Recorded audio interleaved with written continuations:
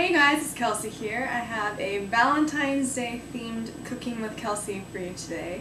And today we're going to be making cherry bonbon cookies. So they're kind of like shortbread cookies with a little maraschino cherry in the center.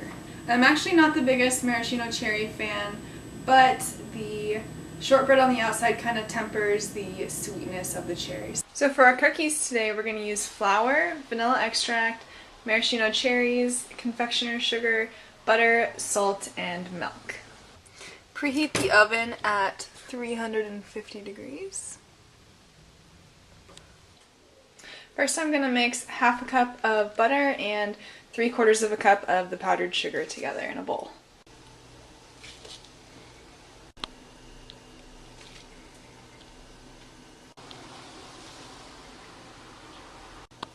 And you're just gonna kind of mix these together until the mixture is light and fluffy. And it's gonna be easier if you start with the butter softened a little bit. A lot of the times, if one of the ingredients is like thicker or really sticky, I'll use my hands to mix it. But just make sure your hands are really clean or else no one's gonna want to eat any of your food. Then you're going to add 2 tablespoons of milk.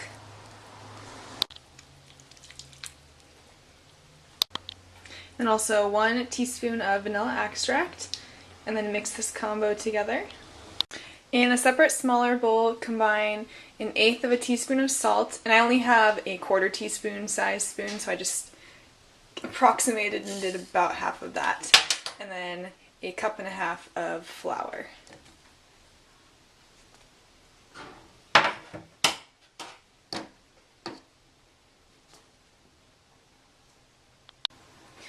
Then you're going to want to gradually add your salt and flour mixture until the original batch of butter and sugar and milk and vanilla, and just stir that until it all gets mixed together. Towards the end it's going to get really dusty like this because there's so much more dry ingredients than the wet ingredients, so this is the point when I start using my hands again. When the dough is all mixed up, you're going to take a bowl of your cherries, and I have 24 cherries right here, and you're supposed to split up all of the batter into 24 parts for each cherry, but I tend to just split it up into 2 halves and then kind of wing it from there, and if I need to readjust later with the dough, then I'll do it then. Alright, sorry the lighting's so bad. I thought it might be a little bit easier to switch onto my laptop so I could show you how to roll the cherries with both hands. So I use about this much dough for 1 cherry, and go ahead and just kind of work the cherry into the center of the dough and work it around that like this. And then when you kind of have it covered, you just kind of roll it in your hands like that. And then go ahead and place on your cookie sheet. Also, when you're rolling your cherries, try not to squish the cherry too hard, because if too much of the juice comes out, it won't bake quite as well. Once your cherries are all rolled up, you want to go ahead and put them in the oven and bake for about 18 to 20 minutes or until they turn lightly brown. They look so cute in there. Bye! Also, just another little tip, I like to wash my dishes while my product is baking, because then it kind of takes up some of the time and I don't have to dread doing it after I'm done making all of my stuff. Alright, so I left my little cookies in for the full 20 minutes because my oven's a little bit janky and they don't cook very well. You're supposed to put them on a cooling rack to cool down, but I unfortunately don't have one of those, so I'm just going to leave it on top of my oven. Then to make the glaze to go on top, you're going to combine 1 cup of the powdered sugar, 2 tablespoons of the juice from the maraschino cherries,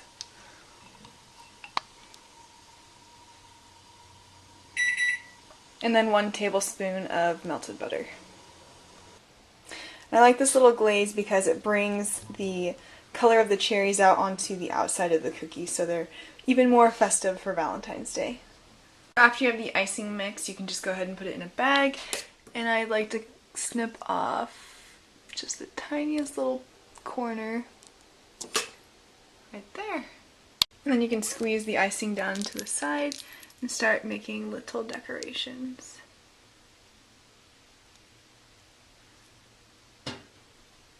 Obviously my icing skills aren't that fabulous. Look, they're getting a little bit better. Yay!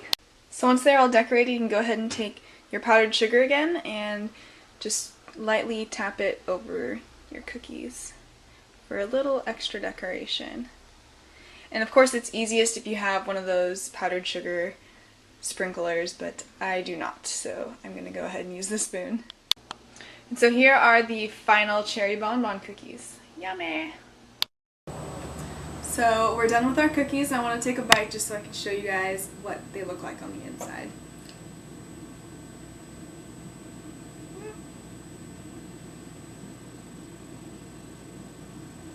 Thanks so much for watching. If you guys try this recipe out yourself or if you have any questions, please let me know, and good luck with your cooking. Bye!